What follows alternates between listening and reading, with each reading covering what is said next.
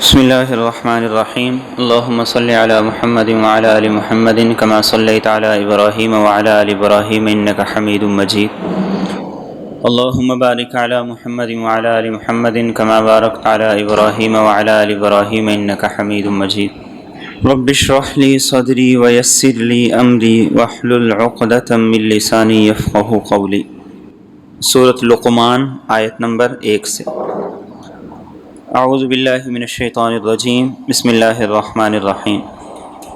سورہ لقمان مکی صورت ہے، 34 آیات پر مشتمل ہے۔ لقمان حکیم جو ایک بہت دانا، سمجھدار، عقل مند انسان تھے، جن کی دانائی اور حکمت کی باتیں عرب کے ہاں بڑی معروف و مشہور تھیں، ان کا تذکرہ کیا کرتے تھے، ان کا ذکر کیا کرتے تھے۔ تو ان کے نام کی مناسبت سے اللہ رب العزت نے اس سورہ مبارکہ کا نام سورہ لقمان رکھا ہے۔ سورہ مبارکہ کا آغاز ہے حروف مقطعات سے۔ قرآن کریم کی جن صورتوں کے آغاز میں حروف مقطعات ہیں، جیسے الف لام میم را، الف لام را، حامیم، یا اس طرح کے دیگر الفاظ سے جن صورتوں کا آغاز ہے، آپ دیکھیں گے کہ ان صورتوں کے آغاز کے اندر قرآن حکیم کا ذکر ہے، قرآن کریم کا ذکر ہے۔ ارشاد فرمایا الف لام میم اللہ اعلم بمرادی تلک آیات الکتاب الحکیم، یہ اس کتاب کی آیات ہیں جو حکمت سے لبریز ہے۔ ہدی و رحمہ، یہ سراپا ہدایت ہے اور رحمت ہے، للمحسنین، نیکوکاروں کے لیے۔ سب سے پہلے قرآن کریم کا ذکر کیا کہ یہ وہ کتاب ہے جو حکمت سے لبریز ہے، جس کے احکامات حکمت کے مطابق اللہ رب العزت نے اتارے اور نازل کیے ہیں۔ اور پھر اس کتاب کی دو خوبیاں، ایک یہ کہ یہ سراپا ہدایت ہے، اس میں رہنمائی ملتی ہے، زندگی گزارنے کا سلیقہ اور ڈنگ انسان کو معلوم ہوتا ہے۔ اور دوسری یہ رحمت ہے، یہ وہ رحمت ہے جو اللہ رب العزت کی خصوصی رحمت ہے۔ ایک ہے عام رحمت، جسے ہم عام روٹین کے اندر رحمت سمجھتے ہیں، اللہ کا بڑا فضل ہے، اللہ کا بڑا کرم ہے۔ یہ ہم الفاظ کن چیزوں پہ بولتے ہیں؟ دنیاوی نعمتوں پہ، پیسے پہ، گاڑی پہ، گھر پہ، صحت پہ، مال پہ، ان چیزوں پہ۔ لیکن یہ قرآن کریم عمومی رحمت نہیں ہے، بلکہ یہ خصوصی رحمت ہے۔ اور یہ خصوصی رحمت کن لوگوں پر ہے؟ ایمان والوں پر، نیک لوگوں پر، اطاعت گزاروں پر، فرما برداروں پر۔ جب اللہ کی رحمتوں کا ذکر کریں تو پھر اس قرآن کی رحمت کا بطور خاص ذکر کیا کریں۔ اللہ کی نعمتوں کا جہاں ذکر آئے تو پھر خاص طور پر اس قرآن کریم کی نعمت کو بھی نعمت سمجھا کریں، اس قرآن کریم کی نعمت کو بھی عظیم اور خاص نعمت سمجھیں۔ اور فرمایا کہ یہ ہدایت اور رحمت کس کے لیے ہے؟ محسنین، احسان کرنے والوں کے لیے، نیکی کرنے والوں کے لیے، جو اپنی ذمہ داری سے، اپنی استطاعت سے بڑھ کے کرنے والے ہیں۔ یہ قرآن ان کے لیے ہدایت اور رحمت ہے۔ ویسے تو ساری انسانیت کے لیے قرآن ہدایت ہے، لیکن مومن، محسن، نیک، فرما بردار کو زیادہ فائدہ کیوں ہوتا ہے؟ اس لیے کہ وہ اس کی ہدایت پر عمل کرتا ہے۔ ڈاکٹر کی دوائی کس کے لیے مؤثر ہے؟ جو ڈاکٹر کی ہدایت کے مطابق اسے کھائے اور پرہیز کرے۔ اور جس نے ڈاکٹر کی ہدایت کے مطابق عمل نہیں کرنا، اپنی مرضی کرنی ہے، بد پرہیزی کرنی ہے، تو ڈاکٹر کی دوائی اس کے لیے مؤثر نہیں ہوتی، بلکہ ڈاکٹر ایسے مریض سے کہتا ہے کہ آپ کسی اور سے علاج کروا لو۔ قرآن کریم بھی بیائی نہیں ایسے ہے۔ جو اس کتاب کو اپنے لیے ہدایت، رہنمائی اور رحمت سمجھے گا، یہ اس کے لیے رحمت بن جائے گی۔ اور جو اس کو ہدایت نہ سمجھے، اس کو رحمت نہ سمجھے، اس کو فضل نہ سمجھے، تو اس کے لیے نہیں۔ اور آگے فرمائے الذین یقیمون الصلاۃ، وہ لوگ جو نماز قائم کرتے ہیں، ویؤتون الزکاۃ، اور زکوٰۃ ادا کرتے ہیں، وہم بالآخرۃ ہم یوقنون، اور یہ آخرت پر پورا پورا یقین رکھتے ہیں۔ اولئک علی ھدی من ربہم، یہی لوگ ہیں جو اپنے رب کی طرف سے ہدایت پر ہیں، وَأُولَٰئِكَ هُمُ الْمُفْلِحُونَ، اور یہی لوگ ہیں جو فلاح پانے والے ہیں۔ نیک لوگوں کی خوبیاں بہت ہیں، لیکن 3 بنیادی خوبیاں ہیں۔ پہلی چیز ہے اقامت صلاۃ۔ نماز کیا کرتی ہے؟ نماز بندے اور رب کے تعلق کو مضبوط کرتی ہے۔ نماز بندے اور رب کے رشتے کو مضبوط کرتی ہے، تو وہ نماز کو قائم کرتے ہیں۔ فَوَيْلٌ لِّلْمُصَلِّينَ الَّذِينَ هُمْ عَنْ صَلَاتِهِمْ سَاهُونَ، فرمایا جو نمازی اپنی نماز میں غفلت کا ارتکاب کرتے ہیں ان کے لیے ہلاکت ہے۔ نماز کی اقامت کیا ہے؟ کہ نماز کو پورے اہتمام کے ساتھ ادا کریں۔ گھر سے نکلے ہیں اس وقت سے لے کر گھر واپس پہنچنے تک یہ نماز کا اہتمام ہے، اور اس دوران جتنے اعمال ہیں وہ اقامت صلاۃ کے اندر آتے ہیں۔ اور زکوٰۃ کی ادائیگی سے کیا ہے؟ زکوٰۃ کی ادائیگی سے بندوں کے حقوق کی ادائیگی اور انسان کے اندر احساس کے جذبات پیدا ہوتے ہیں۔ اس لیے قرآن کریم میں نماز کے ساتھ جگہ جگہ زکوٰۃ کا ذکر کیا جاتا ہے، تاکہ دوسروں کا احساس بیدار ہو، دوسروں کے بارے میں انسان کے اندر فکر بیدار ہو، ان کے غم اور ان کی فکر اور ان کی پریشانی کا احساس ہو۔ اور تیسری خوبی فرمائی کہ ان کا آخرت پر پورا یقین ہوتا ہے، یہ ہے خوف خدا۔ جس کے اندر خوف خدا نہیں ہے اس کے لیے آپ کتنی بھی فوجیں کھڑی کر دیں، اس کو آپ جتنا مرضی مجبور کر دیں، وہ کبھی بھی کسی کا حق نہیں ادا کرے گا، وہ ہمیشہ چھینا جپٹی کے اندر رہے گا۔ اس کی یہ کوشش ہوگی اس سے بھی چھین لوں، اس سے بھی چھین لوں، اس کا بھی دبا جاؤں، اس کا بھی دبا جاؤں۔ اور جس کے اندر خوف خدا ہوگا، جس کے اندر اللہ کے سامنے پیش ہونے کا، جواب دہی کا احساس ہوگا، اس کا ایک ایک قدم وہ اس کو اللہ سے قریب کرے گا، اس کا ایک ایک قدم سوچ و بچار کے ساتھ ہوگا، اور اس کو یہ سوچنا پڑے گا ہر قدم اٹھانے سے پہلے کہ میرا یہ کرنا یہ درست ہے یا نہیں۔ تو فرمایا یہ 3 بنیادی خوبیاں ہیں، اور جس میں یہ 3 خوبیاں آئیں تو یہ آدمی ہدایت کے راستے پر گویا چل پڑا ہے، اور جو راستے پہ چل پڑا ہے وہ منزل تک بھی پہنچے گا، وہ کامیابی بھی حاصل کرے گا۔ منزل تک تبھی پہنچے گا جب راستہ درست ہوگا، جب تک راستہ درست نہیں انسان منزل تک کیسے پہنچ سکتا ہے؟ اور منزل تک پہنچنے کے لیے یہ 3 خوبیاں، اقامت صلاۃ، ایتاء زکوٰۃ، اور قیامت کے دن اللہ کے سامنے پیشی کا تصور اور اللہ کے سامنے کھڑے ہو کر جواب دہی کا احساس۔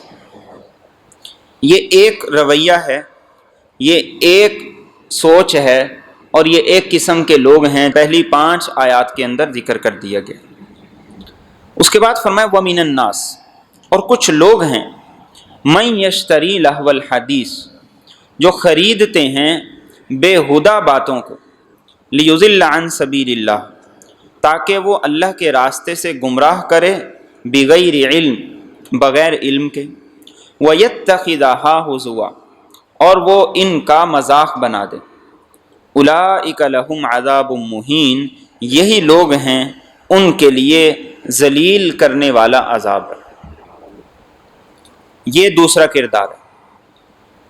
اس آیت کے بارے میں مفسرین نے یہ لکھا ہے کہ رسول اکرم صلی اللہ علیہ وسلم کی جب دعوت آگے چلنے لگی، لوگوں نے اسے قبول کرنا شروع کر دیا، تو ایک مشرک سردار تھا، اس نے کہا کہ تمہارا ایسے کام نہیں چلے گا، تم الزام لگاتے ہو کہ یہ کاہن ہے، لوگ کاہنوں کو دیکھتے ہیں، ان کے پاس آتے جاتے ہیں، تو لوگ تمہارے اس پروپیگنڈے کا حصہ نہیں بن سکتے۔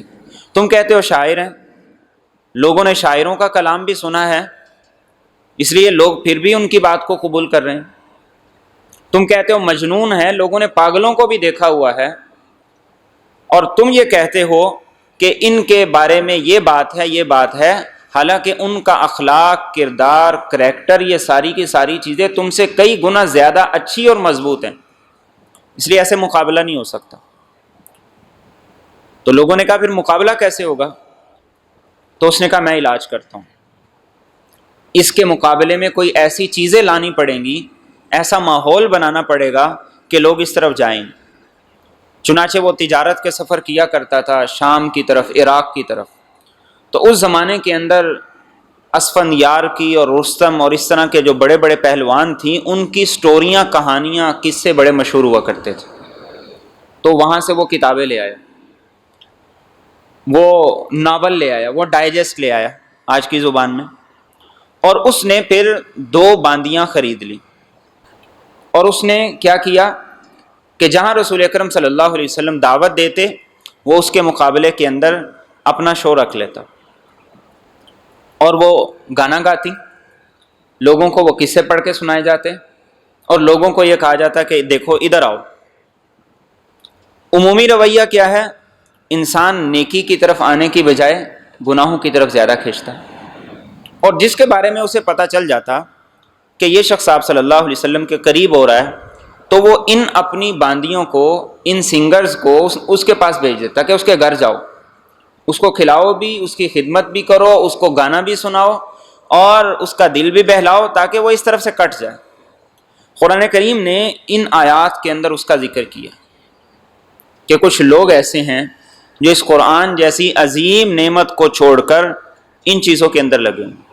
اور رسول اکرم صلی اللہ علیہ وسلم کی حیات طیبہ کے اندر یہ گانے کا اور یہ سانگز کا اور یہ میوزک کا، یہ سارے کا سارا کام آزاد خواتین نہیں کیا کرتی تھی، اس لیے کہ بڑا عیب سمجھا جاتا تھا.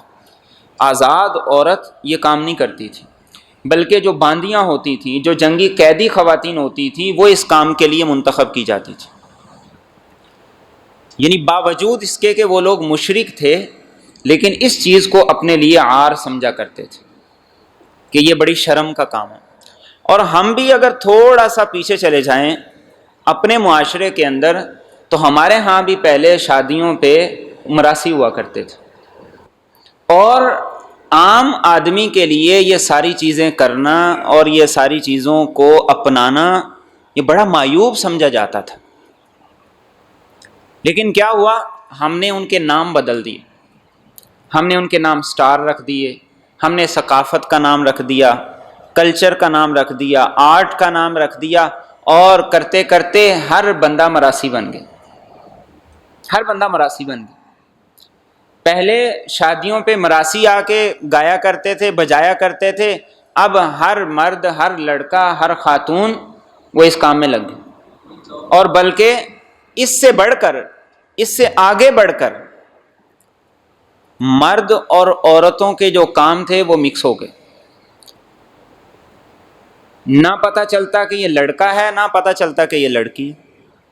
یعنی اس ساری ثقافت کے نام پر ہم نے ایسا بیڑا غرق کیا کہ ہمیں اس چیز کا بھی احساس نہیں رہا کہ ہم مسلمان ہیں، ہمارے لیے احکامات کیا ہیں، اور ہم نے کس طرف جانا ہے، ہم کس طرف جا رہے ہیں. اور قرآن کریم نے یہاں پہ کہ ان لوگوں کا ذکر کیا، ایک رویے کا ذکر کیا، ایک سوچ فکر کا ذکر کیا کہ جو لہو الحدیث، ایسی چیزیں جو انسان کو غافل کرتے ہیں، انہیں خریدتے ہیں. خریدنے سے ایک مقصد ہے کہ واقعی اسے خرید لینا، جیسے سینما کی ٹکٹ خریدتے ہیں، وی سی آر کی فلمیں خریدتے تھے، وی سی آر کرائے پہ لے کے آتے تھے. اور اسی طریقے سے آج کل کی زبان کے اندر ڈی جے کو پیسے دینے، اس کا سارے کا سارا سسٹم ہے. تو قرآن کریم کہتا ہے کچھ لوگ وہ ہیں جو اس کے لیے باقاعدہ انویسٹ کرتے ہیں. اور ایک دوسرا مفہوم یہ مراد ہے کہ وہ اس پر انویسٹ تو نہیں کرتے، لیکن ترجیح ان کاموں کو دیتے ہیں، ان کاموں کو پریفر کرتے ہیں، اور ان کاموں کے اندر ایسے لگ جاتے ہیں کہ گویا کہ اپنے مقصد زندگی سے غافل ہیں. انہیں پتہ ہی نہیں ہمیں اس کام میں لگا کے ہمارا نقصان کیا ہو رہا ہے. آپ دینداری کو ایک طرف رکھیے، آپ یہ سوچئے کہ جہاں 100 روپے کے اندر ایک ہفتے کا 10-12 جی بی کا ڈیٹا ایک اسٹوڈنٹ کو ملے گا یوز کرنے کے لیے، استعمال کرنے کے لیے انٹرنیٹ کا، وہ دنیا کے اندر کیا کردار ادا کر سکتا ہے، اس کی دنیاوی تعلیم پر، دنیا داری کے معاملات پہ کتنے برے اثرات پڑ رہے ہیں، ہم اس چیز کو بھی نہیں سوچ رہے. 100 روپے کے اندر ایک وقت کا کھانا نہیں کوئی کھا سکتا، جس میں ایک ہفتے کا، ایک مہینے کا ہمیں موبائلوں کے اور ڈیٹے کے پیکج مل جاتے ہیں. اور جب انسان ان چیزوں کے اندر لگ جاتا ہے تو لہو الحدیث کی خوبی ہی یہ ہے، اس کے اندر بات یہ ہے کہ وہ پھر انسان کو دوسری تمام چیزوں سے کاٹ دیتی۔ جو سارا دن ڈرامے دیکھے گا، سارا دن فنی ویڈیوز دیکھے گا، سارا دن سوشل میڈیا کو دیکھے گا، ہر وقت اس کی انگلی وہ موبائل کے اوپر چلتی رہے گی، اسکرین کے اوپر چلتی رہے گی، وہ قرآن کریم کو کب سنے گا؟ اس کا دل ہی نہیں کرے گا۔ ہاں، فنی ویڈیو آئے گی تو وہ ایک چھوڑ کے 10 دیکھ لے گا، حدیث مبارکہ آ جائے گی تو وہ اسے نہیں دیکھے گا، وہ اسے نہیں سنے گا۔ تو یہ کیا ہے؟ لہو الحدیث۔ اور امت مسلمہ کی تباہی اور بربادی کی یہی بنیادی وجہ کہ مسلمان کے لیے یہ ساری کی ساری چیزیں یہ تباہی اور بربادی۔ اور جہاں میوزک ہوگا وہاں زنا ہوگا۔ میوزک کیا کرتا ہے؟ زنا کی طرف کھینچتا ہے، جذبات کو ابارتا ہے۔ اور سب سے زیادہ جو قابل افسوس چیز ہے، نکاح کا جو رشتہ ہے، یہ رشتہ اتنا پاکیزہ، اتنا مقدس رشتہ ہے کہ جو اللہ کے نام کو لے کر قرآن کریم کی آیات کو پڑھ کے جوڑا جاتا ہے، اور ہم اتنے شوق کے ساتھ اس موقع پر ڈی جے کا اور گانوں کا انتظام کر کے اس نکاح کے رشتے کو بھی میلا کر رہے ہوتے ہیں۔ وہاں پہ جتنے سانگز لگے ہوتے ہیں، جتنے گانے لگے ہوتے ہیں، کیا وہ نکاح کے ساتھ میچ کرتے ہیں یا زنا کے ساتھ میچ کرتے ہیں؟ وہ نکاح کے ساتھ میچ کرتے ہیں یا زنا کے ساتھ میچ کرتے ہیں؟ ہم میں سے ہر شخص کو اتفاق ہوتا ہے جانے کا، اور ہمارے ملکی قوانین بھی ایسے ہی ہیں۔ اذان پہ پابندی، مسجد کے اوپر والے سپیکروں پہ پابندی ہے، لیکن اس طرح کے کاموں پہ کوئی پابندی نہیں، یہاں کوئی دفعہ نافذ نہیں ہوتی۔ تو قرآن کریم کہتا ہے کہ یہ لوگوں کے رویے ہیں، ایک رویے قرآن والوں کے ہیں اور ایک رویے ان کے ہیں جو ان چیزوں میں ایسے مگن ہیں کہ انہیں اس کے علاوہ کسی اور چیز کا ہوش ہی نہیں۔ الہاکم التکاثر، الہاکم، الہا کا لفظ بھی اسی لہب سے، کہ انسان اس میں اتنا پھنس جائے کہ پھر وہ اس کی سوچ، فکر، کردار کا حصہ بن جائے۔ اور ایسا ہی ہے، ہر آدمی کیوں مراسی بنا ہوا ہے؟ ہر آدمی اس لیے مراسی بنا ہوا ہے کہ وہ سارا دن اسی قسم کی ویڈیوز دیکھتا ہے۔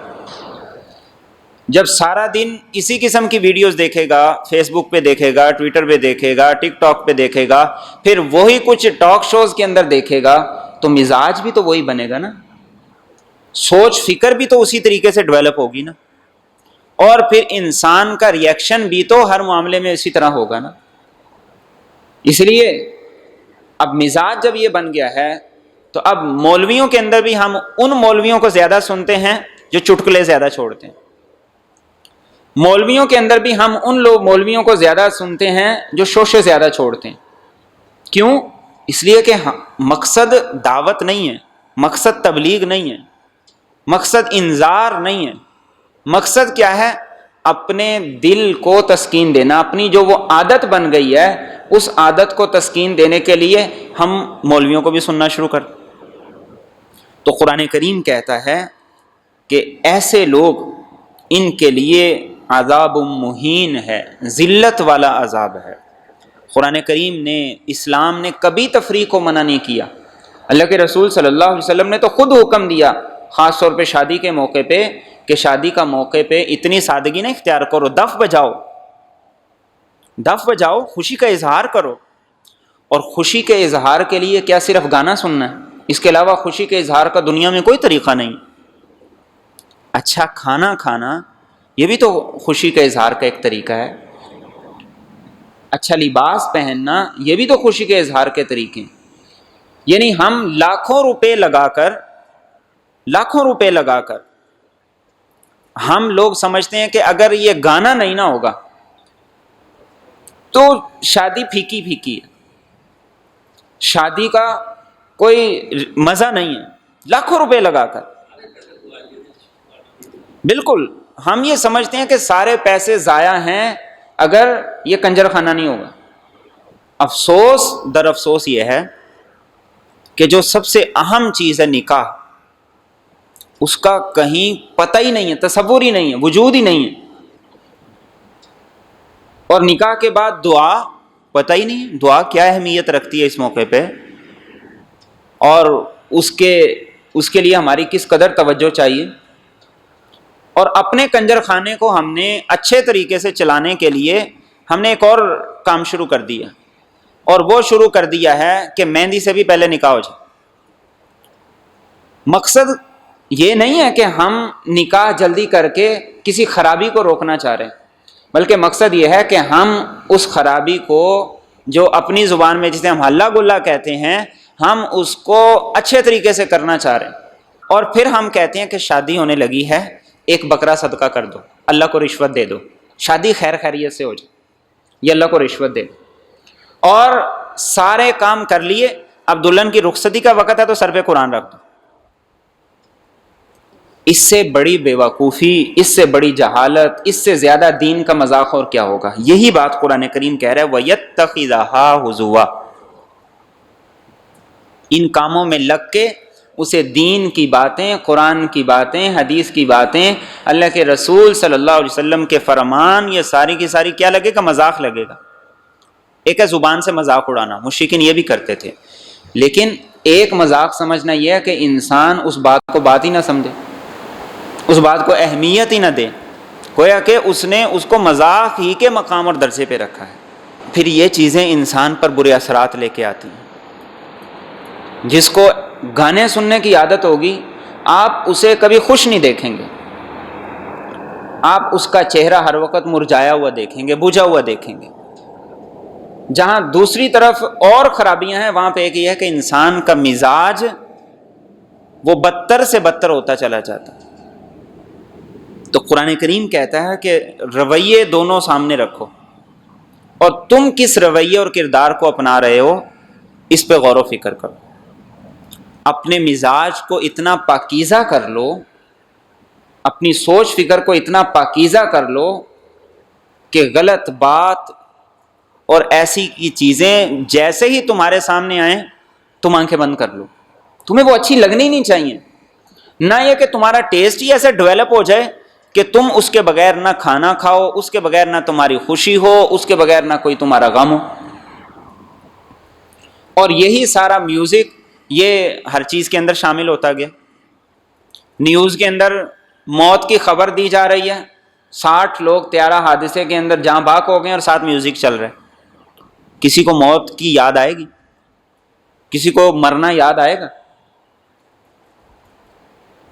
جگہ جگہ پہ یہ چیز ہمارے ساتھ اس طریقے سے ملتی چلی جا رہی ہے، اس طریقے سے ہمارے ساتھ ہمارے اس کا حصہ بنتی چلی جا رہی ہے کہ اس کے ساتھ یہ ساری کی ساری خرابیاں جنم لے رہی ہیں۔ اور نتیجہ کیا ہو رہا ہے؟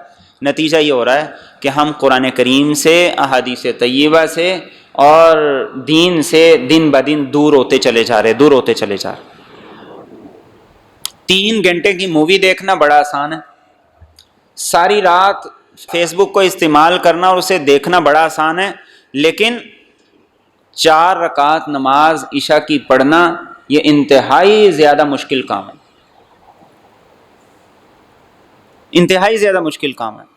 5 دن کا ٹیسٹ میچ دیکھنا بہت آسان ہے، لیکن 5 منٹ کے لیے اس سب کو چھوڑ کر نماز کے لیے جانا یہ انتہائی مشکل ہے۔ یہ فرق ہے قرآن کریم کہہ رہا ہے رویوں کا، سوچ کا، فکر کا۔ اور اللہ کے رسول صلی اللہ علیہ وسلم نے ایسے تمام امور کے لین دین، خرید و فروخت، انکم سب کو حرام قرار دیا، واضح حرام قرار دیے۔ یہ کسی مولوی کا فتویٰ نہیں ہے۔ آپ نے فرمایا کہ ایسی کمائی وہ بھی حرام ہے، ان چیزوں کا لین دین وہ بھی حرام ہے۔ آپ بڑا فخر کرتے ہیں کہ میں نے ساری زندگی حلال کمایا ہے، لیکن آپ ان مواقع پہ اپنی حلال کمائی کو جب حرام مواقع پہ خرچ کرتے ہیں تو اللہ کتنے غضبناک ہوتے ہیں۔ اس لیے فرمایا کہ ایسے لوگوں کو جو عذاب ہوگا وہ کیسا ہوگا؟ ذلیل کر دینے والا۔ انہوں نے اپنی عزتوں کے جھنڈے لگانے کے لیے یہ کام کیے تھے، اللہ فرمائیں گے ایسی ذلت دیں گے کہ اس ذلت کے عذاب میں یہ غرق ہو جائیں۔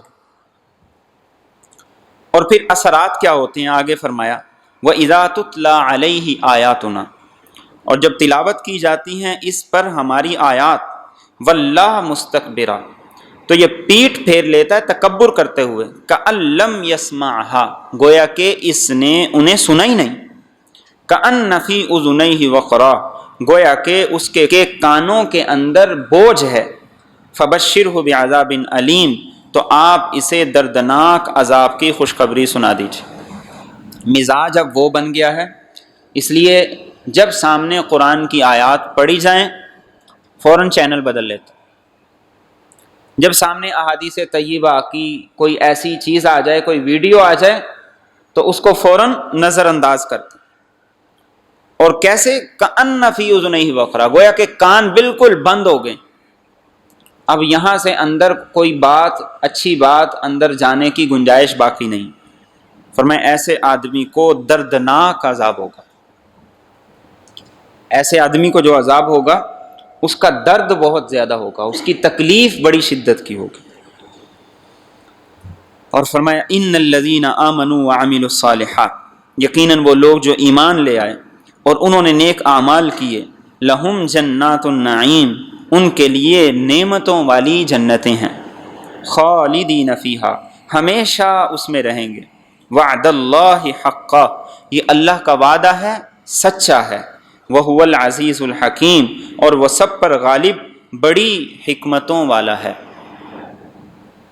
وقتی پریشانی ہے، وقتی تکلیف ہے، لیکن اس پر اجر، نعمتیں، انعامات، اللہ کا کرم وہ ایسا ہے جو کبھی ختم نہیں ہوگا۔ اور فرمایا اللہ کے وعدے سچے ہیں، ان وعدوں کے سچا ہونے میں کسی قسم کے شک و شبہ کی کوئی گنجائش نہیں۔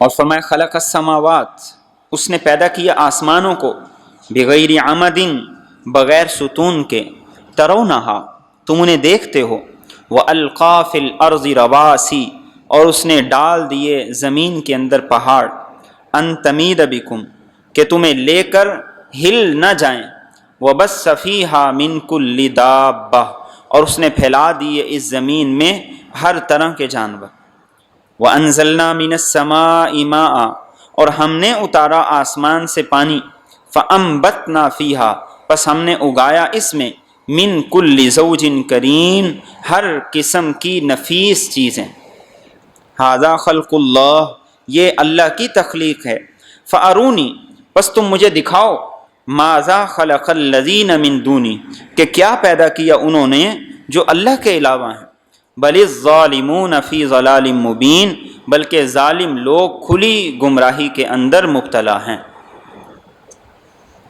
یہ اللہ کی قدرت، اس کی طاقت، اس کی خلاقی اور اس کی صفات کا ذکر کیا جا رہا ہے۔ فرمایا آسمان دیکھ رہے ہو، اتنا بڑا آسمان، کہیں کوئی ستون نظر نہیں آتا، بغیر ستون کے کھڑا ہوا ہے، اس کو کس نے قائم کیا ہوا ہے، اس کو کس نے تھاما ہوا ہے؟ اور فرمایا زمین کے توازن کو اس نے کیسا زبردست کیا، پہاڑوں کو گاڑ دیا، اب زمین کے اندر توازن ہے۔ اگر زمین کے اندر ہر وقت جنبش رہے، حرکت رہے، زلزلہ رہے، تو زندگی یہاں پر نہیں گزاری جا سکتی۔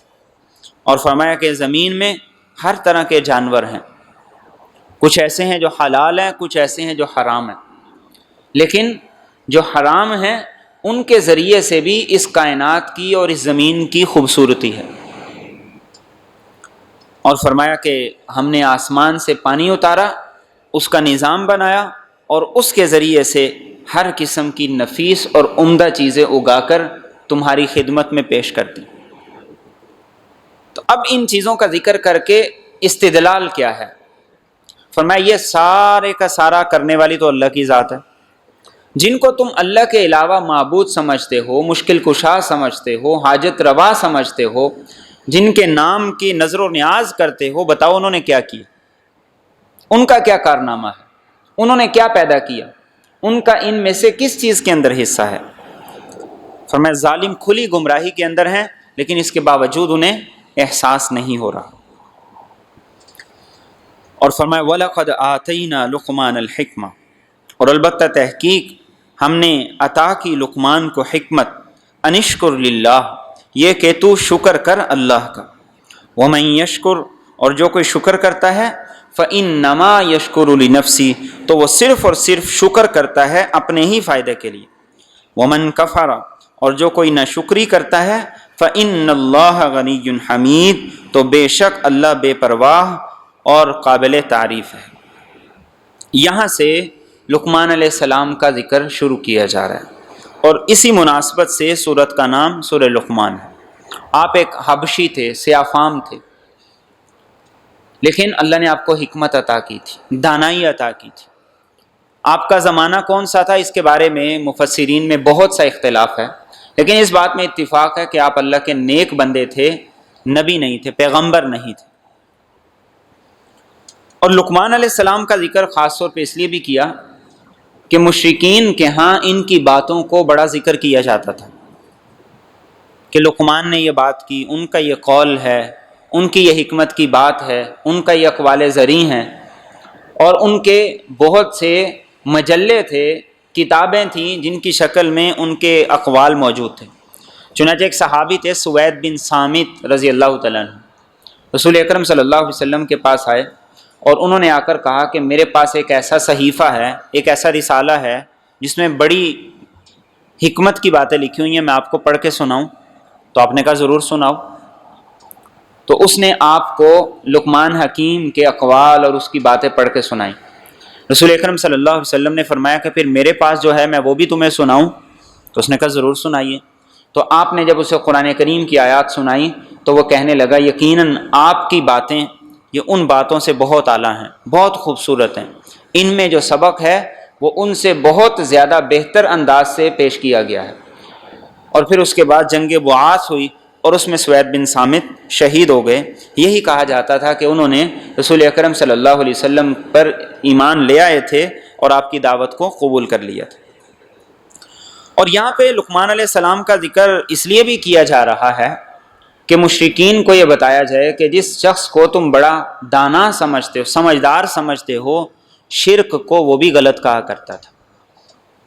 تو جب وہ شرک کو غلط کہا کرتا تھا، اس کی باتیں تمہارے نزدیک بڑی اہمیت رکھتی ہیں، تو رسول اکرم صلی اللہ علیہ وسلم کی بنیادی دعوت بھی یہی ہے، تو تم ان کو پھر کیوں برا بھلا کہتے ہو؟ ان کے راستے میں کیوں روڑے اٹکاتے ہو؟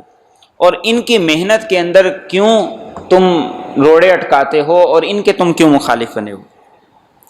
تو لقمان علیہ السلام کو اللہ نے کیا کہا؟ انشکر للہ، اللہ کا شکر ادا کرو۔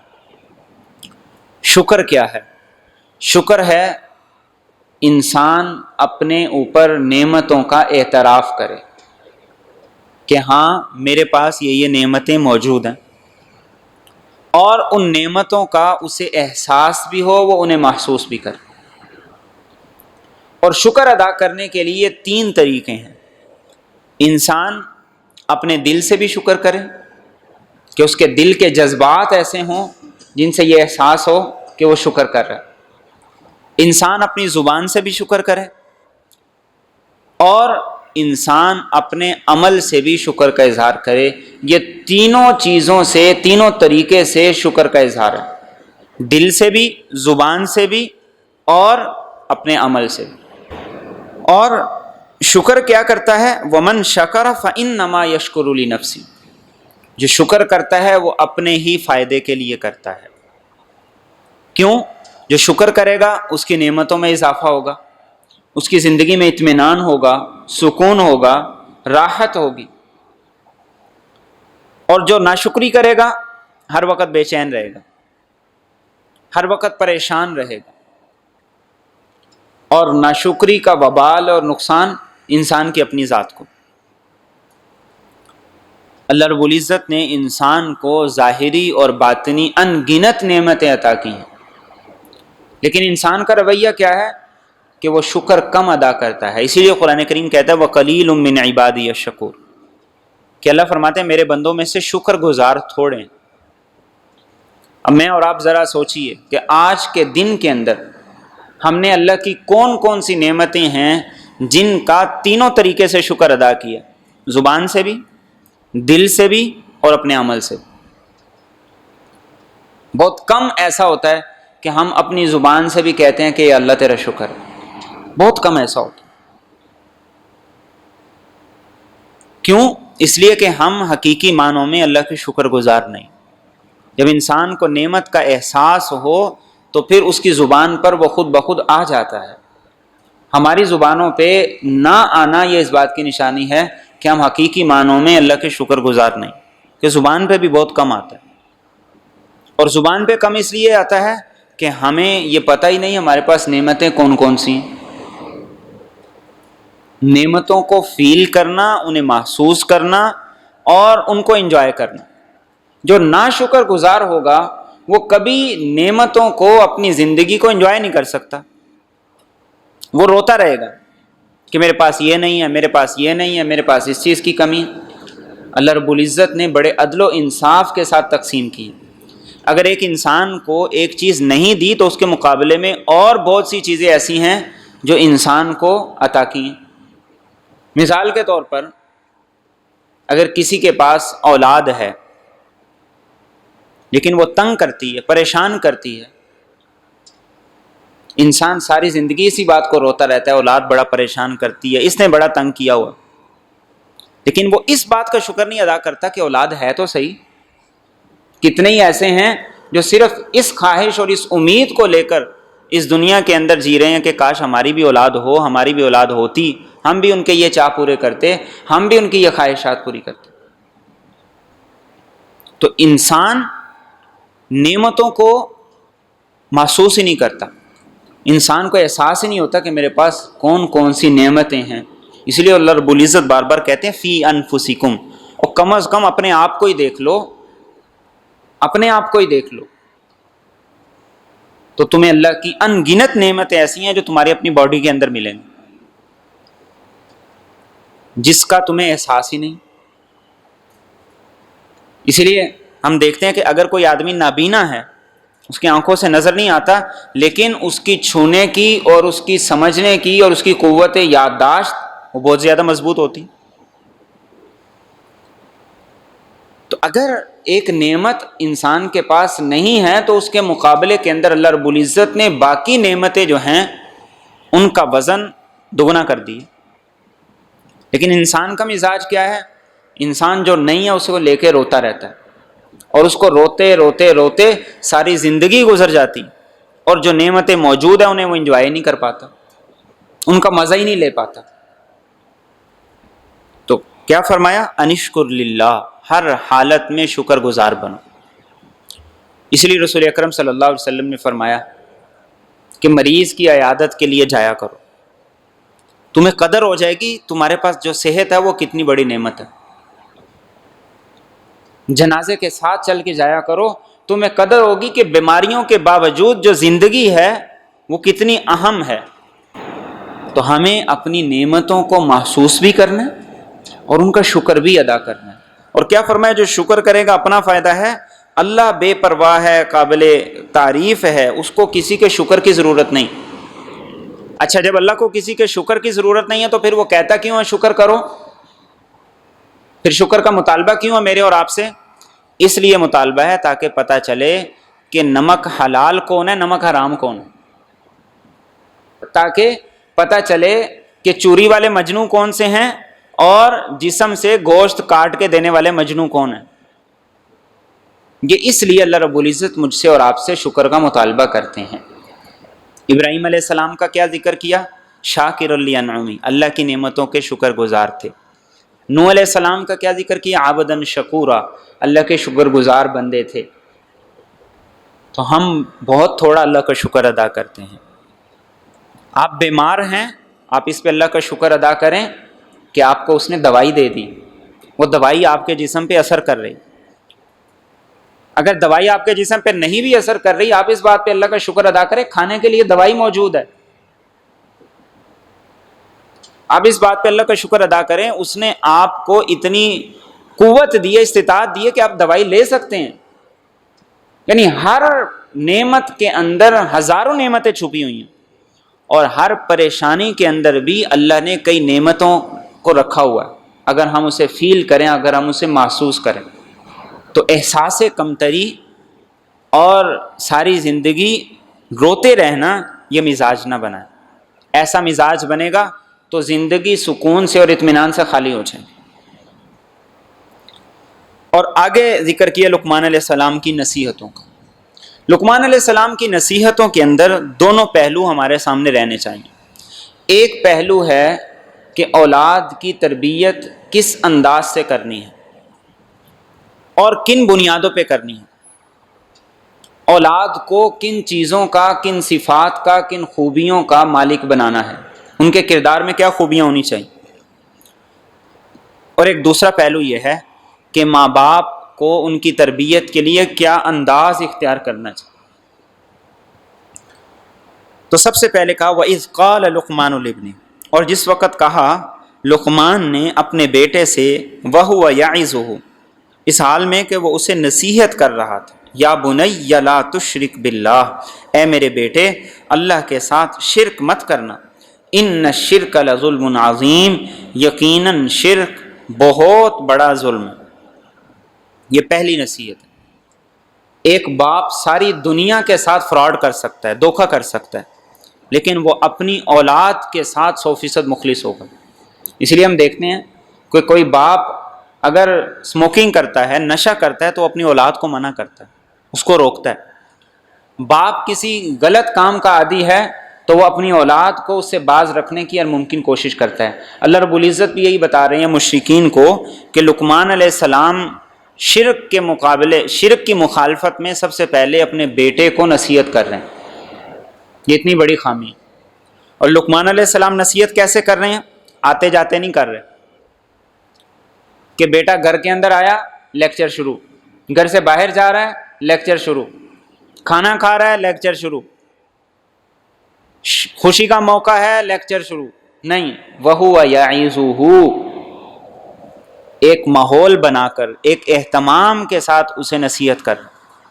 اور نصیحت کیسے کر رہے ہیں؟ یا بنی، اے میرے بیٹے۔ نصیحت کے پہلو میں ہمیشہ محبت کا پہلو غالب ہوگا تو نصیحت اثر کرے گی۔ ہم نصیحت نہیں کرتے، ہم ذلیل کرتے ہیں۔ ہم نصیحت نہیں کرتے، ہم عار دلاتے ہیں، ہم شرم دلاتے ہیں۔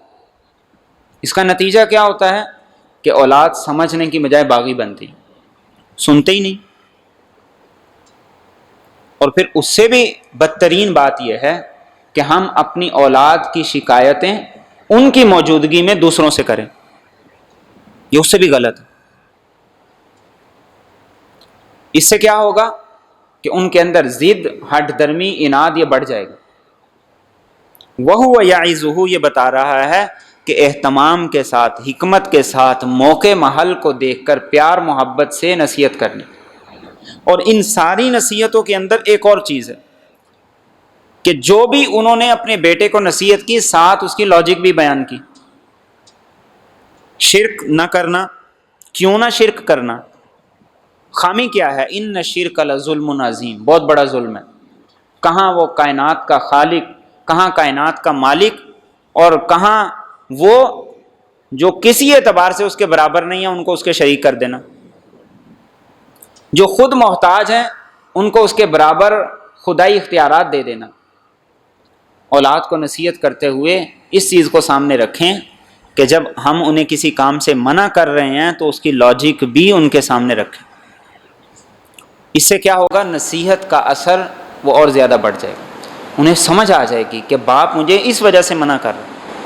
اور اس سے ایک اور چیز ہمیں یہ سمجھ آتی ہے کہ اپنی اولاد کو بلانے کا انداز وہ محبت بھرا انداز ہونا چاہیے۔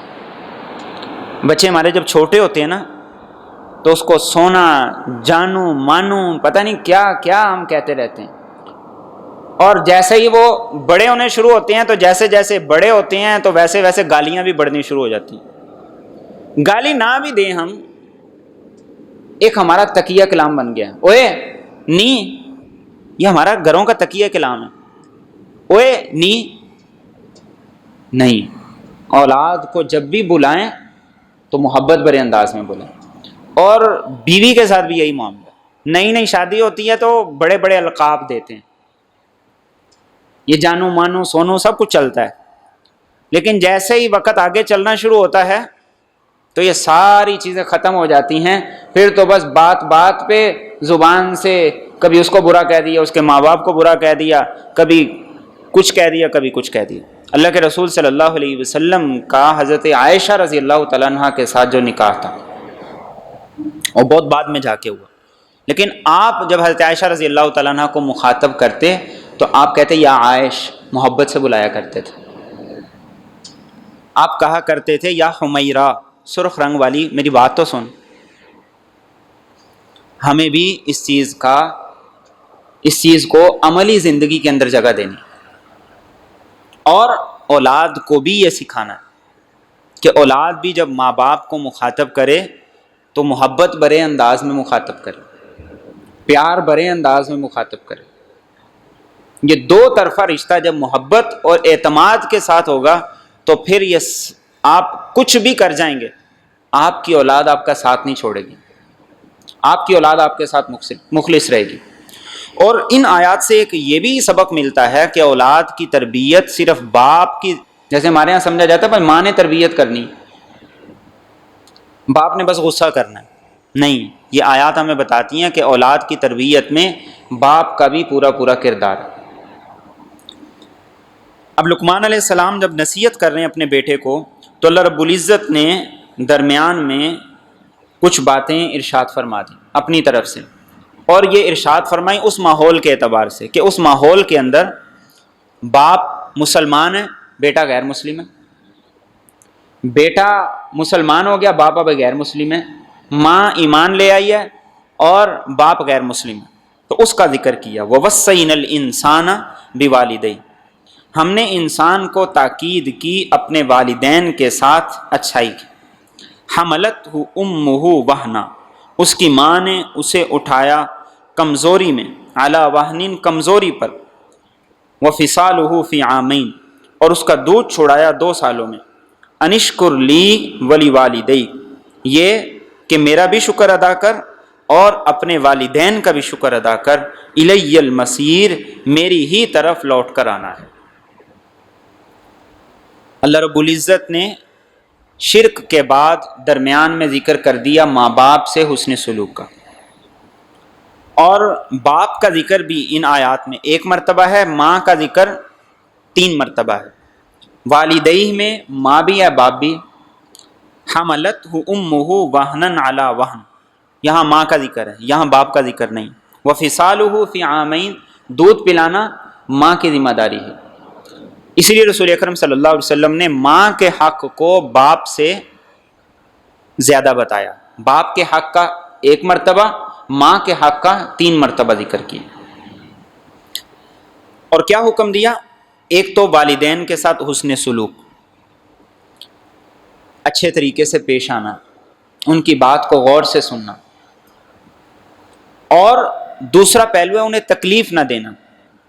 عربی زبان کے اندر تکلیف کے لیے چھوٹے سے چھوٹا لفظ ہے اف، قرآن کریم نے کہا فلا تقل لہما افن، ماں باپ کو اف بھی نہیں کہنا، ایسا انداز بھی نہیں اختیار کرنا جس سے ماں باپ کو تکلیف ہو۔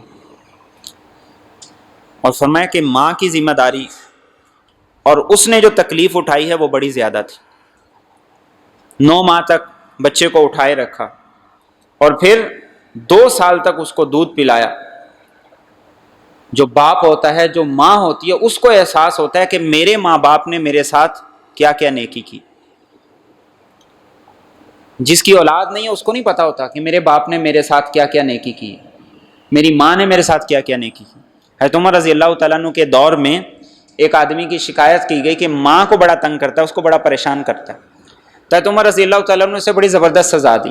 آپ نے کیا کیا؟ پانی کی مشق لی، یا آپ کہہ سکتے ہیں کہ پانی کی بوتل لے لی ایک، اور اس کو اس کے پیٹ کے ساتھ باندھ دی، اس کو کہا کہ اب تم نے جہاں بھی جانا ہے اس کو لے کے جانا ہے، اس کو اتارنا نہیں۔ اب وہ پانی کی بری ہوئی مشق اس کے پیٹ کے ساتھ جب بندھی ہوئی، اٹھنے میں بھی مشقت، بیٹھنے میں بھی مشقت، آنے جانے میں مشقت، ہر جگہ پہ ساتھ ساتھ۔ تھوڑے دن بعد آ گیا عمر سے معافی مانگنے لگ گیا کہ یہ نہیں ہوتا، تو آپ نے کہا کہ تو 2-3 دن میں تھک گیا ہے، تیری ماں نے 9 ماہ تک تجھے اس طریقے سے اٹھائے رکھا۔ اور ماں باپ کا مقام کیا ہے، یہ الفاظ دیکھیے، انشکر لی ولی والدی، اللہ فرماتے ہیں کہ میرا بھی شکر کر، اپنے ماں باپ کا بھی شکریہ ادا کر۔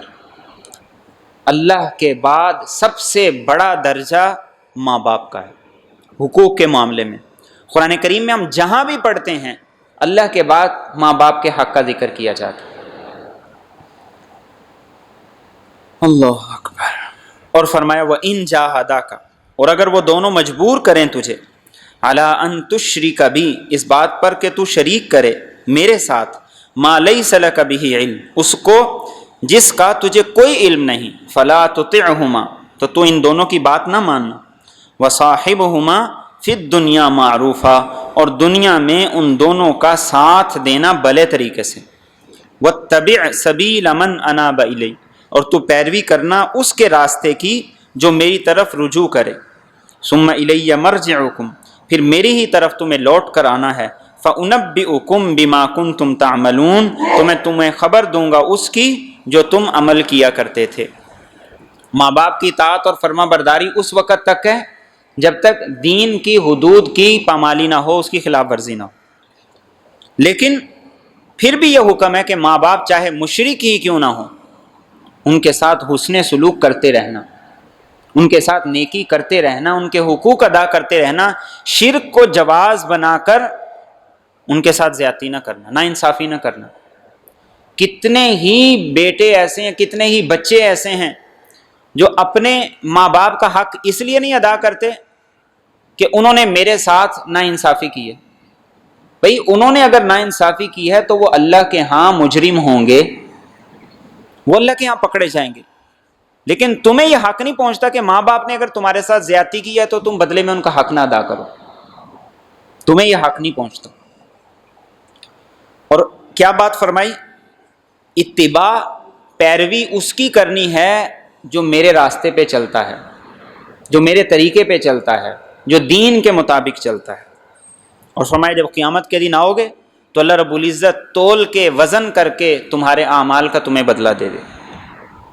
اب لقمان علیہ السلام کی آگے دوبارہ نصیحت، یا بنیا، اے میرے بیٹے، انہا ان تک مثقال حبہ، یقیناً یہ بات یہ ہے کہ اگر ہو ایک دانے کے برابر، من خردل، رائی کے، فتکن فی صخرہ، اور وہ ہو کسی پتھر میں، او فی السماوات، یا آسمانوں میں، او فی الارض، یا زمین میں، یأتی بہا اللہ، تو اللہ اسے لے آئے گا۔ ان اللہ لطیف خبیر، یقیناً اللہ بڑا باریک بین ہے، خبر رکھنے والا ہے۔ یہ بیٹے کے اندر اس بات کا احساس پیدا کیا جا رہا ہے کہ ہر وقت یہ سمجھو کہ تم اللہ کو دیکھ رہے ہو، اللہ تمہیں دیکھ رہا ہے۔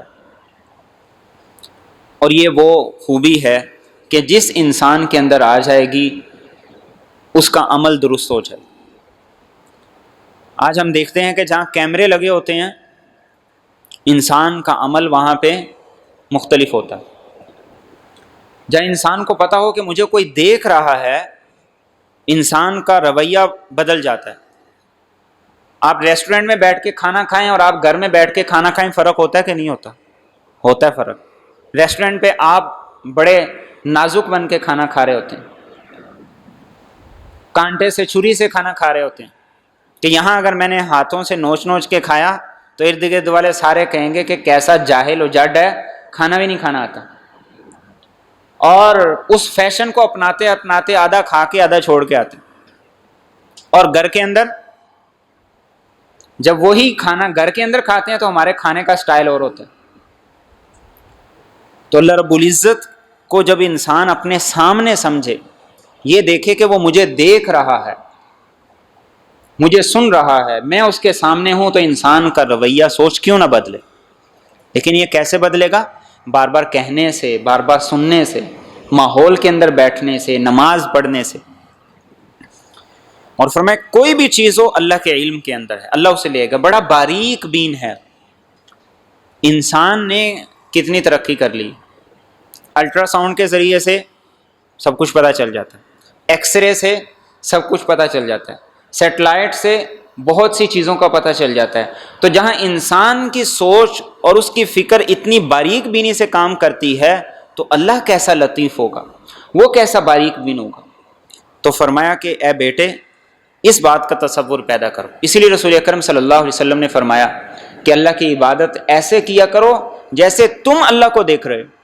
فرمایا ورنہ کم از کم یہ احساس تو پیدا کرو کہ اللہ تمہیں دیکھ رہا ہے۔ اور آگے پھر نصیحت کی، یا بنیا، اے میرے بیٹے، اقیم الصلاۃ، نماز قائم کرنا، وامر بالمعروف، بھلائی کا حکم دینا، ونہا عن المنکر، اور برائی سے منع کرنا، واصبر علی ما اصابک، اور صبر کرنا اس پر جو تجھ پہ مصیبت آ جائے، ان ذالک من عزم الامور، یقیناً یہ ہمت کے کاموں میں سے ایک ہے۔ نماز کی تاکید، یہ وہ حکم ہے جس کے بارے میں رسول اکرم صلی اللہ علیہ وسلم کو مخاطب بنا کے قرآن کریم نے کہا وَأْمُرْ أَهْلَكَ بِالصَّلَاةِ، آپ بھی اپنے گھر والوں کو نماز کی تاکید کریں۔ آج ہم اپنے بیٹوں کے ساتھ، اپنے بچوں کے ساتھ یہ باتیں نہیں کرتے۔ ہم اپنے بچوں کے ساتھ باتیں کرتے ہیں، اسکول گئے تھے کہ نہیں گئے تھے، رزلٹ کیسا آیا ہے، ٹائم سے گئے تھے کہ نہیں گئے تھے، آفس گئے تھے یا نہیں گئے تھے۔ ہماری باتیں یہ ہیں، اور ہماری ان باتوں کے اثرات بھی ہے۔ ایک بچہ اسکول کے اندر نمبر اچھے لے لیتا ہے، وہ ڈگری بھی اچھی لے لیتا ہے، وہ سارے کام اچھے کر لیتا ہے۔ قرآن کریم ہمیں یہ بتا رہا ہے کہ ماں باپ کی ذمہ داری ہے کہ وہ اپنی اولاد کے ساتھ یہ باتیں بھی کریں، اس کو بار بار ان باتوں کی بھی تاکید کریں۔ اور یہ چیز ہمارے ماں باپ میں تھی کہ وہ ہمیں بار بار نماز کا کہتے رہتے تھے۔ 7 سال کی عمر سے حکم اسی لیے دیا گیا ہے کہ اس بچے کو جب 7 سال تک نماز پڑھنے کی عادت پڑ جائے گی تو پھر زندگی میں کبھی یہ چھوڑنا بھی چاہے گا تو نہیں چھوڑے گا، اور اگر عادت نہ پڑی تو پھر انسان پڑھنا بھی چاہے گا تو نہیں پڑھ سکتا۔ اور کیا بات کہی؟ نیکی کا حکم دینا ہے، برائی سے منع کرنا ہے۔ معاشرے کے اندر نیکی کے پھیلنے کا، برائی کے روکنے کا یہی ایک طریقہ ہے کہ آپ نیکی کا حکم دیں، آپ برائی سے منع کریں۔ اور کیا فرمایا؟ وَاصْبِرْ عَلَىٰ مَا أَصَابَكَ، آپ جب کسی کو نیکی کا حکم دیں گے تو تانے بھی سننے کو ملیں گے، باتیں بھی سننے کو ملیں گی۔ غلط کام سے روکیں گے تو آپ کو، آپ کے آباء و اجداد کو لتاڑا جائے گا، آپ کو بھی کہا جائے گا کہ ہمیں پتہ ہے تم کتنے پانی میں ہو، تم پہلے کیا کرتے تھے، تم جوانی میں کیا کرتے تھے، اور یہ کرتے تھے وہ کرتے تھے، اپنا یہ دیکھو، اپنے بہن کو دیکھو، اپنے بھائی کے دیکھو، فلاں کو دیکھو۔ فرمایا وَاصْبِرْ عَلَىٰ مَا أَصَابَكَ، جب یہ کرو گے تو یہ رویے بھی سہنے پڑیں گے۔ اور ان ذالک من عزم الامور، ہمت کا کام ہے، ہمت کے ساتھ کر۔ آج صرف دین کے کاموں میں ہم بے ہمت ہیں، دنیا کے کاموں کے اندر بڑی ہمت ہے۔ آپ دیکھیے کہ جن لوگوں کو شوق ہوتا ہے چوٹیوں پہ چڑھنے کا، پہاڑوں کو سر کرنے کا، اس کے اندر کتنا رسک ہوتا ہے، جان کا بھی رسک ہوتا ہے کہ جان بھی جا سکتی ہے، اور پھر اس کے لیے وہ کتنا کچھ لگاتے ہیں۔ کوئی چوٹی کو سر کر لے، زیادہ سے زیادہ کیا ہوگا، اوپر جائے گا، جا کے جھنڈا ہی لگائے گا نا، کل کو کوئی اور چڑھے گا وہ اپنا بھی لگا دے، لیکن اس کے لیے کیا کرتے ہیں، وہ جان تک کو خطرے میں ڈال دیتے ہیں۔ لیکن دین کے معاملے کے اندر ہمیں یہی سوچ اپنانی ہے کہ دین کے معاملے کے اندر اگر ہم پر کوئی پریشانی آ جائے، مشکل آ جائے، مصیبت آ جائے تو اسے خندہ پیشانی سے قبول کرے۔ اور کیا نصیحت کی؟ وَلَا تُصَعِّرْ خَدَّكَ لِلنَّاسِ، اور تو مت پھلانا اپنا گال لوگوں کے سامنے، وَلَا تَمْشِ فِي الْأَرْضِ مَرَحًا، اور زمین میں اکڑ کر مت چلنا۔ ان اللہ لا يحب كل مختال فخور، یقیناً اللہ نہیں پسند کرتا کسی ایسے شخص کو جو خود پسند ہو، فخور، اترانے والا ہو۔ یہاں بھی یہ کہہ دیا کہ لوگوں کے سامنے غرور اور تکبر کا مظاہرہ نہ کرنا، لوگوں کو حقیر نہ سمجھنا، لوگوں کو ہلکا نہ سمجھنا، خود کو بڑی شے نہ سمجھنا، اور تمہاری چال سے کبھی محسوس نہ ہو کہ تم خود کو بڑی شے سمجھتے ہو۔ اور فرمایا اللہ رب العزت کسی ایسے شخص کو پسند نہیں کرتے جو خود کو بڑی شے سمجھتا ہو۔ مختال کا مطلب یہ کہ انسان اپنے آپ کو سمجھے میں بڑی شے ہوں، اور فخور کا مطلب یہ ہے کہ وہ دوسروں کے سامنے بھی اس کا اظہار کرے، کسی کو کسی کی بات کرنے ہی نہ دے، وہ بس اپنے قصیدے پڑھتا رہے، اپنی شانوں میں سناتا رہے کہ میں نے یہ کر دیا، میں نے وہ کیا، میں نے یہ کیا۔ فرمایا اللہ ایسے شخص کو پسند نہیں کرتے، اللہ ایسی باتوں کو پسند نہیں کرتے۔ اور آگے فرمایا وَقْصِدْ فِي مَشِّک، اپنی چال میں میانہ روی اختیار کرنا، وَغْضُضْ مِنْ صَوْتِک، اور اپنی آواز کو نیچا رکھنا، ان انکر الاصوات، یقیناً سب سے ناپسندیدہ آواز لصوت الحمیر، البتہ وہ گدھے کی آواز ہے۔ یعنی تمہاری چال اس سے کبھی یہ محسوس نہ ہو کہ تم تکبر کی چال چل رہے، تم خود کو بہت بڑا سمجھتے ہو، اور تمہاری آواز، بات چیت کا لہجہ اس سے کبھی یہ محسوس نہ ہو کہ تم دوسرے پہ اپنا رعب جما کے، اپنا دونس جما کے اپنی بات کو اس میں مسلط کرنا چاہتے ہو۔ فرمایا اگر اس طریقے سے بات کرنا کوئی خوبی ہوتی تو گدھے کی آواز وہ بدترین آواز نہ ہوتی۔ ہاں، لہجے کا اتار چڑھاؤ یہ انسان کی زندگی کا حصہ ہے۔ جہاں کوئی قریب ہے وہاں آپ نے آہستہ بولنا ہے، جہاں کوئی دور ہے وہاں آپ نے اونچی بولنا ہے۔ کبھی غصہ آ جاتا ہے تو آپ نے اس انداز سے بولنا ہے، اور کبھی محبت شفقت کا انداز ہے تو اس طریقے سے بولنا ہے۔ لیکن دوسرے پر اپنا رعب دونس جمانے کے لیے اور دوسرے کو کمزور سمجھتے ہوئے اس پہ اپنا رعب جمانا اور اونچی اونچی چیخنا چلانا، یہ ناپسندیدہ ہے۔ اور گھروں کے ماحول کے اندر بھی اس چیز کی کوشش کریں، بالخصوص خواتین کو اس بات کا عادی بنائیں۔ بچوں پہ چیخا نہ کریں، گھروں کے اندر خواتین کی ایک عادت ہوتی، دور سے بیٹھ کے وہ آوازیں دیتی رہیں گی، چھوٹی چھوٹی باتوں پہ بچوں پہ چیختے رہیں گے، چلاتے رہیں گے، اور یہ کر دیا اور وہ کر دیا۔ اس سے کیا ہوتا ہے، بچے پھر سنتے نہیں، ڈیٹ ہو جاتے ہیں، پھر انہیں کسی بات کا اثر نہیں ہوتا۔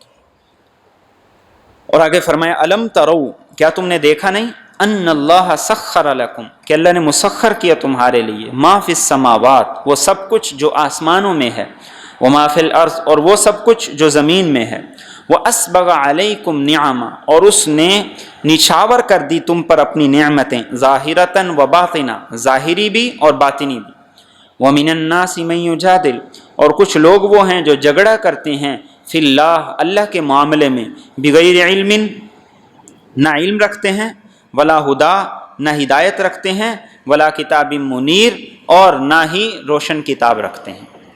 ظاہری اور باطنی نعمتیں انسان پر اللہ کی ہر وقت بارش کی طرح نچھاور ہو رہی، لیکن فرمایا پھر بھی اللہ کو نہ ماننا، اللہ کی نہ ماننا، اور پھر بھی یہ کہنا کہ وہ بھی کر سکتا ہے، وہ بھی کر سکتا ہے، اس کو بھی اختیار ہے، اس کو بھی اختیار ہے۔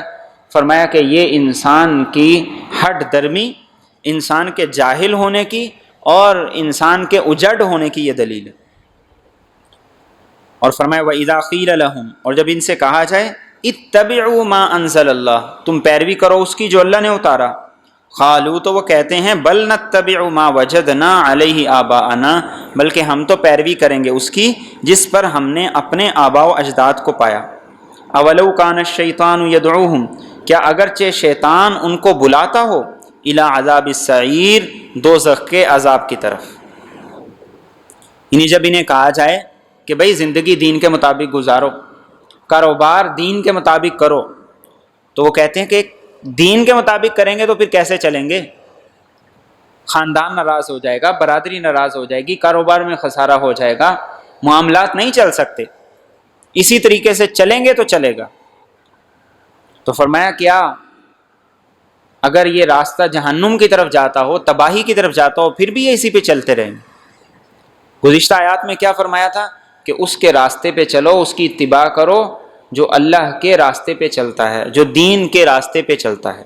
اور فرمایا وَمَن يُسْلِمْ وَجْهَهُ إِلَى اللَّهِ، اور جو شخص کے فرما برداری کرے اپنے چہرے کو موڑ کر اللہ کی طرف، وَهُوَ مُحْسِن، اس حال میں کہ وہ نیکوکار ہو، فَقَدِ اسْتَمْسَكَ بِالْعُرْوَةِ الْوُثْقَىٰ، تو تحقیق اس نے مضبوطی سے تھام لیا ایک مضبوط کڑا، وَإِلَى اللَّهِ عَاقِبَةُ الْأُمُورِ، اور اللہ ہی کی طرف تمام امور کا انجام ہے۔ یعنی صرف اتنا نہیں ہے کہ اللہ کو مان لیا، بلکہ اس کے بعد یہ ہے اللہ کی مان کے زندگی گزارنی۔ جو اس طرح کرتا ہے تو گویا کہ اب وہ تباہی سے، خسارے سے، نقصان سے بچ جائے گا۔ اور جو صرف زبان سے دعوے کرتا رہے اور عملی زندگی میں کردار سے اس کے نہ چھل کے نظر نہ آئے، تو فرمایا کہ یہ آدمی خسارہ اٹھائے گا، یہ آدمی اپنا نقصان کرے گا۔ اللہ کے پاس سارے کے سارے امور کا انجام ہے۔ اللہ کے سامنے جب انسان پیش ہوگا، اللہ سب کچھ کھول کر کھوٹا کھرا واضح کر دیں گے۔ اور فرمایا ومن کفرا، اور جو کوئی کفر کر دے، فلا یحزنک کفرو، تو اس کا کفر آپ کو غمگین نہ کرے، الینا مرجعہم، ہماری طرف انہیں لوٹ کر آنا ہے، فننبئہم بما عملوا، تو ہم انہیں خبر دیں گے اس کی جو انہوں نے عمل کیا، ان اللہ علیم بذات الصدور، یقیناً اللہ اچھی طرح جانتا ہے دلوں کے رازوں کو، نمتعہم قلیلا، ہم انہیں فائدہ دیں گے تھوڑا سا، ثم نضطرہم الی عذاب غلیظ، پھر ہم انہیں مجبور کر کے لے جائیں گے سخت عذاب کی طرف۔ یعنی آپ نے جب اپنی ذمہ داری پوری کر دی، اب کوئی نہیں مانتا تو آپ غمگین نہ ہوں، اور فرمایا کہ یہ چند روزہ زندگی ہے، جتنے یہ مزے کرتے ہیں کرنے دیں، جو عیش کرنی ہے کر لیں، جو خواہشات پوری کرنی ہے کر لیں، ان قریب یہ جہنم کے سخت عذاب کی طرف جائیں گے، اور پھر وہاں انہیں کوئی نہیں روک سکے گا، کوئی مددگار نہیں ہوگا، کوئی حمایتی نہیں ہوگا۔ اور فرمایا وَلَئِن سَأَلْتَهُمْ، اور اگر آپ ان سے پوچھیں من خلق السماوات والارض، کس نے پیدا کیا آسمانوں کو اور زمین کو، لَيَقُولُنَّ اللَّهُ، تو ضرور کہیں گے اللہ نے، قُلِ الْحَمْدُ لِلَّهِ، آپ کہہ دیجئے تمام تعریفیں اللہ ہی کے لیے ہیں، بل اکثرهم لا يعلمون، بلکہ اکثر لوگ نہیں جانتے، للہ ما فی السماوات والارض، اللہ ہی کا ہے جو کچھ آسمانوں میں ہے اور زمین میں ہے، ان اللہ هو الغنی الحمید، یقیناً اللہ ہی بے پرواہ ہے، قابل تعریف ہے۔ یہ مشرک بھی مانتے تھے کہ اللہ خالق ہیں، لیکن جب عبادت کے تقاضوں کی بات آتے تو وہ کہتے یہ بھی کر سکتا ہے، یہ بھی کر سکتا ہے۔ تو فرمایا خالق بھی صرف اللہ ہے اور مالک بھی صرف اللہ ہے، تم اپنے رویے سے ہرگز ایسا اظہار نہ کرو، تمہارا عمل ہرگز ایسا نہ ہو جس سے یہ لگے کہ تم ناشکر گزار ہو، نمک حرام ہو، اللہ کی نعمتوں کو استعمال کرتے ہو لیکن گن کسی اور کے گاتے ہو، زندگی رہن سہن اور لائف سٹائل کسی اور کے پسند کرتے ہو۔ اور فرمایا وَلَوْ أَنَّمَا فِي الْأَرْضِ مِنْ شَجَرَةٍ، اور اگر ہوں وہ سب کے سب جو زمین میں درخت ہیں، اقلام قلم بن جائیں، والبحر یمد، اور دریا سیاہی بن جائیں، من بعدہ سبعۃ ابحر، اور اس کے بعد 7 دریا اور ہوں، ما نفدت کلمات اللہ، تو اللہ کی باتیں ختم نہیں ہوں گی، ان اللہ عزیز حکیم، یقیناً اللہ سب پر غالب ہے، بڑی حکمتوں والا ہے۔ فرمایا اس اللہ کی تعریف و توصیف، اس کی حمد و ثنا، اس کا باب اور چیپٹر اتنا وسیع ہے کہ ساری زمین کے درخت ان کے قلم بنا لیے جائیں، اور 7 سمندر، اور پھر اس کے ساتھ 7 سمندر اور ہوں وہ سیاہی بن جائیں، لکھتے لکھتے سمندروں کی سیاہی ختم ہو جائیں گی، قلم گھس جائیں گے، لیکن اللہ کی تعریف، اس کی توصیف اور اس کی حمد و ثنا، اس کی قدرت اور اس کی شاہکار ختم نہیں ہوں گی۔ اور یہ مبالغہ نہیں ہے، میڈیکل سائنس میں انسانی باڈی پر جو کچھ لکھا گیا ہے یہ کیا ہے؟ اللہ کی تخلیق ہے۔ اس کائنات کے نظام کو کھوجنے میں جو کچھ لکھا گیا ہے یہ کیا ہے؟ یہ اللہ کی تخلیق ہے۔ ایک ایک پھل کی کیا کیا خواص ہیں، اس کی کیا کیا خوبیاں ہیں، اس کے اندر کون کون سے اجزاء پائے جاتے ہیں، یہ سارے کے سارے یہ کیا ہے؟ یہ اللہ کی تخلیق ہیں، اس کی تعریف ہے۔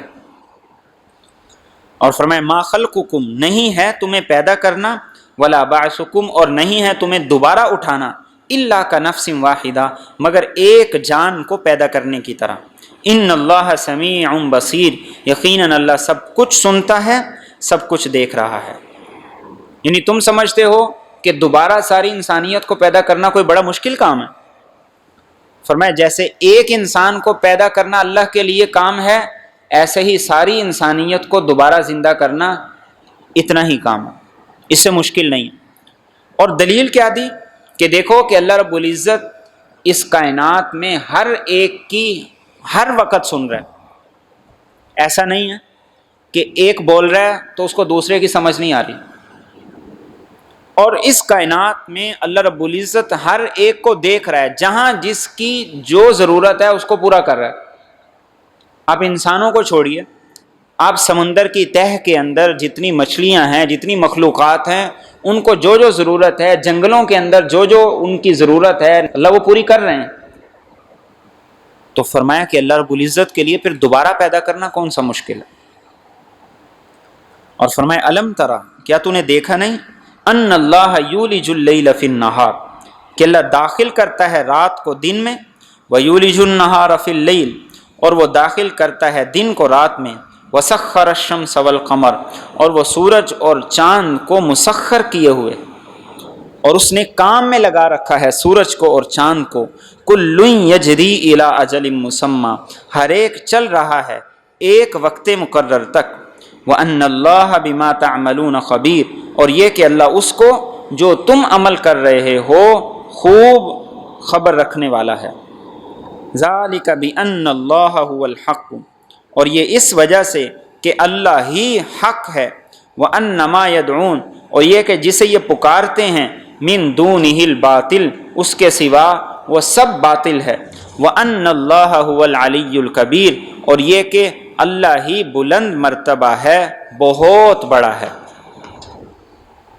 کائنات کا نظام اس نے بنایا، وہ چلا رہا ہے، ایک ایک پل، ایک ایک لمحہ، ایک ایک سیکنڈ، اس سارے کے سارے نظام کو وہ سنبھالے ہوئے۔ اور فرمایا سورج چاند اپنے نظام کے تحت چل رہے ہیں، لیکن ہمیشہ کے لیے نہیں، ایک دن یہ سارا نظام لپیٹ دیا جائے گا، سورج بھی ختم ہو جائے گا، چاند بھی ختم ہو جائے گا۔ اور فرمایا یہ دلائل ہیں اس بات کے کہ صرف اللہ حق ہے، باقی اس کے علاوہ سب کے سب باطل ہیں۔ اللہ کی بات سچی ہے، باقی سب کی بات جھوٹی ہے۔ اللہ کی ذات سچی ہے، باقی سارے کے سارے اس کے محتاج ہیں، اس کی مخلوق ہیں۔ اور فرمایا الم ترا، کیا تو نے دیکھا نہیں، ان الفلک تجری فی البحر، کہ کشتیاں چلتی ہیں سمندر میں، بنعمت اللہ، اللہ کے فضل سے، لیریکم من آیاتی، تاکہ وہ تمہیں اپنی نشانیاں دکھائے، ان فی ذلک لآیات، یقیناً اس میں البتہ نشانیاں ہیں، لکل صبار شکور، ہر اس شخص کے لیے جو بڑا صبر کرنے والا ہے، بڑا شکر گزار ہے۔ انسان کے زور اور اس کے بس سے یہ بڑے بڑے بحری بیڑے، بڑے بڑے جہاز نہیں چل رہے۔ انسان کی ایک حد تک وسعت، طاقت اور اس کے اسباب وسائل کام کرتے ہیں۔ فرمایا اس کے بعد یہ اللہ کا فضل ہے کہ وہ پوری دنیا کی نعمتوں کو تمہارے قدموں میں ڈال رہا ہے، پوری دنیا سے وہ چیزوں کو لا کر تمہارے کام کے لیے، تمہارے فائدے کے لیے تم تک پہنچا رہا ہے۔ آپ آج کے دور کے اندر دیکھیے کہ اگر یہ سمندری سلسلے کٹ جائیں، سمندر میں سفر ممکن نہ ہو، بحری بیڑے سمندر کے اندر نہ چل سکیں، تو پوری دنیا کا نظام کس طرح درم برم ہو جائے۔ موجودہ حالات کے اندر جو امپورٹ ایکسپورٹ ہے، اس کے بزنس کو کتنا بڑا دھچکا لگا ہے۔ تو فرمایا کہ یہ اللہ کے فضل سے، لیکن سمجھے گا کون؟ جو صبر کرتا ہے، جو شکر کرتا ہے۔ اور صبر کس لیے؟ کہ انسان ہر حالت کے اندر خود کو اللہ کے تابع کرے، اور شکر کہ ہر حالت میں اللہ کا شکر گزار ہو، روئے نہیں، چیخے چلائے نہیں۔ ایسا نہیں ہے کہ مل گیا تو کہے کہ بڑا اللہ کا فضل ہے، اور تھوڑی سی اونچ نیچ ہو گئی تو وہ کہے کہ یہ کیا مصیبت ہے، میں نے کون سا گناہ کیا، میرے کون سے ایسے اعمال ہیں جن کی وجہ سے یہ عذاب میرے اوپر آ رہا ہے۔ اور فرمایا وَإِذَا غَشِيَهُم مَوْجٌ، اور جب ان پر چھا جاتی ہے کوئی موج، کالظلل، سائبان کی طرح، دعوا اللہ مخلصین لہ الدین، تو یہ اللہ کو پکارتے ہیں اس کے لیے عبادت کو خالص کر کے، فلما نجاہم الی البر، پس جب وہ انہیں نجات دے دیتا ہے خشکی کی طرف، فمنہم مقتصد، تو ان میں سے کچھ لوگ ہیں جو انصاف پر قائم رہتے ہیں، وما یجحد بآیاتنا، اور ہماری آیات کا نہیں انکار کرتا، الا کل ختار کفور، مگر ہر وہ شخص جو عہد توڑنے والا ہے، ناشکر گزار ہے۔ جہاں پھنس جاتے ہیں سمندری سفر میں، یا ایسی جگہ پر جہاں اسباب وسائل سب جواب دیتے ہیں، تو پھر کہتے ہیں کہ اللہ تو نہیں کرنا ہے، تو کر دے پھر میں تیرا فرما بردار بن جاؤں گا۔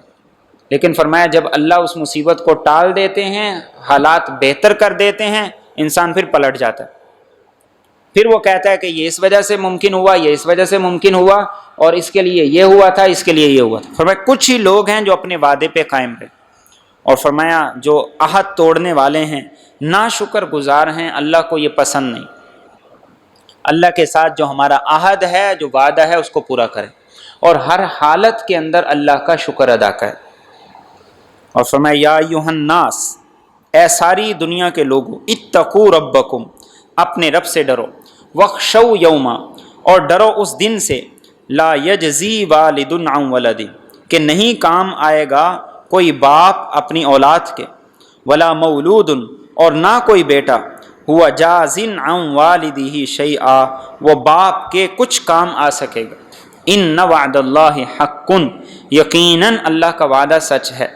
فلا تغرنکم الحیات الدنیا، لہذا ہرگز تمہیں دنیا کی زندگی دھوکے میں نہ ڈالے، ولا یغرنکم باللہ الغرور، اور ہرگز تمہیں اللہ کے معاملے میں دھوکے باز دھوکے میں نہ ڈال دے۔ یعنی یہ مت سمجھو کہ کل قیامت کے دن کوئی تمہارے کام آ جائے، جن کی تم عبادت کرتے ہو، جن کی تم پرستش کرتے ہو، جن کے کہنے پہ جرائم کا ارتکاب کرتے ہو، جن کے پیچھے لگ کے تم اپنی آخرت کو برباد کر رہے ہو، یہ لیڈر یا اشرافیہ، یہ کل تمہارے کسی کام نہیں آئیں گے۔ اگر کل کوئی کسی کے کام آ سکتا قیامت کے دن، تو ہو سکتا ہے باپ اولاد کے کام آ جاتا، اولاد باپ کے کام آ جاتی، بیوی خامند کے کام آتی۔ جب یہ قریبی رشتے کسی کے کام نہیں آئیں گے تو پھر کوئی اور کیسے کام آئے گا؟ اور ہمیں یاد رکھنا اللہ کے وعدے سچے ہیں، پیچھے بھی گزر چکا، وعد اللہ حقا، اللہ کے وعدے سچے ہیں، اس نے جو کہا ہے وہ ہو کے رہے گا۔ دنیا کی زندگی کی وجہ سے دھوکے میں نہ پڑنا، یہ سب دھوکے ہیں۔ آپ نے دیکھا ہوگا یا آپ نے کبھی تجربہ بھی کیا ہوگا، شکار کیسے کرتے ہیں؟ پرندوں کو دھوکہ دے کے پہلے دودھ دانہ ڈالتے ہیں، پھر جب وہ چگنے لگتا ہے تو قریب آتے آتے آتے آتے جال کے اندر پھنس جاتا ہے۔ تو فرمایا کہ دھوکے میں نہ پڑنا، ایک گناہ کی طرف چلو گے تو وہ تمہیں کئی گناہوں کی طرف کھینچ کے لے جائے گا۔ میوزک وہ تمہیں زنا کی طرف لے جائے گا، زنا وہ تمہیں اور کئی گناہوں کی طرف لے جائے گا، بدنظری وہ تمہیں بے حیائی کی طرف لے جائے گا، بے حیائی وہ تمہیں اور کئی گناہوں کی طرف لے جائے گا۔ اور فرمایا اللہ کے معاملے میں دھوکے باز شیطان بھی تمہیں دھوکے میں نہ ڈالے۔ ہر آدمی جو کسی گناہ میں غلطی میں مبتلا ہے وہ دھوکے کے اندر۔ جو دہریہ ہے وہ کہتا ہے کہ کائنات خود بخود چل رہی ہے، وہ اس دھوکے میں۔ جو اللہ کو ماننے والا ہے لیکن وہ مشرک ہے، وہ کہتا ہے کہ اللہ کے ساتھ اور بھی کوئی کچھ کر سکتا ہے۔ اور جو مسلمان ہے وہ کہتے ہیں اللہ بڑا غفور الرحیم ہے، اور وہ اللہ کی صفت غفاری کو، صفت ستاری کو اور صفت رحمت کو لے کر وہ دھوکے میں پڑا ہوا، لوگوں کے ساتھ فراڈ بھی کر رہا ہے، لوگوں کے ساتھ دھوکہ بھی کر رہا ہے، اور ساتھ ہی کہہ رہا ہے اللہ بڑا غفور الرحیم۔